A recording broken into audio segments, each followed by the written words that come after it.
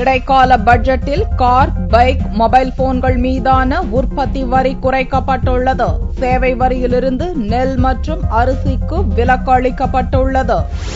நாட்டின் தொழில் வளர்ச்சியையும் உள்நாட்டு உற்பத்தியையும் குறிப்பாக வெளிநாடுகளுக்கான ஏற்றுமதியை அதிகரிக்கும் வகையில் சிறிய ரக கார்கள், மோட்டார் சைக்கிள்கள், SUV வாகனங்களுக்கான உற்பத்தி வரி குறைக்கப்பட்டுள்ளதாக நிதி அமைச்சர் சிதம்பரம் அறிவித்தார். சிறிய ரக கார்கள், மோட்டார் சைக்கிள்கள், ஸ்கூட்டர்கள் மீதான உற்பத்தி வரி 12%இலிருந்து 8% குறைக்கப்பட்டுள்ளது. பெரிய ரக மற்றும் நடுத்தர கார்களுக்கான உற்பத்தி வரி விகிதம் முறையே 27%இலிருந்து 24% 24%இலிருந்து 20% குறைக்கப்பட்டுள்ளதாகவும், ஸ்போர்ட்ஸ் யூட்டிலிட்டி வெஹிக்கிள் எனப்படும் SUV வாகனங்களுக்கான உற்பத்தி வரி 30%இலிருந்து 24% குறைக்கப்பட்டுள்ளதாகவும் சிதம்பரம் கூறினார்.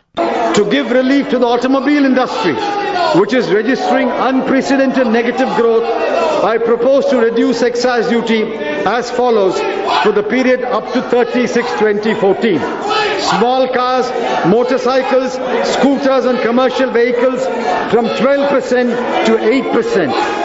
SUVs from 30% to 24%. மத்தியில் புதிய அரசு பதவியேற்று புதிய பட்ஜெட்டை தாக்கல் செய்யும் வரையில், அதாவது இந்த ஆண்டு ஜூன் 20 வரையில் இந்த வரி குறைப்பு அமலில் இருக்கும் என்றும் சிதம்பரம் குறிப்பிட்டார். உற்பத்தி வரி விகிதம் குறைக்கப்பட்டதன் காரணமாக மோட்டார் சைக்கிள்கள், ஸ்கூட்டர்கள், கார்களின் விலை கணிசமாக குறையும் வாய்ப்பு ஏற்பட்டுள்ளது. மொபைல் போன்களை உள்நாட்டில் உற்பத்தி செய்வதை ஊக்கப்படுத்தும் வகையிலும், வெளிநாட்டிலிருந்து இறக்குமதி செய்வதை குறைக்கும் வகையிலும் எல்லாவிதமான மொபைல் போன்கள் மீதான உற்பத்தி வரி விதிப்பு 6% மாற்றி அமைக்கப்பட்டுள்ளது.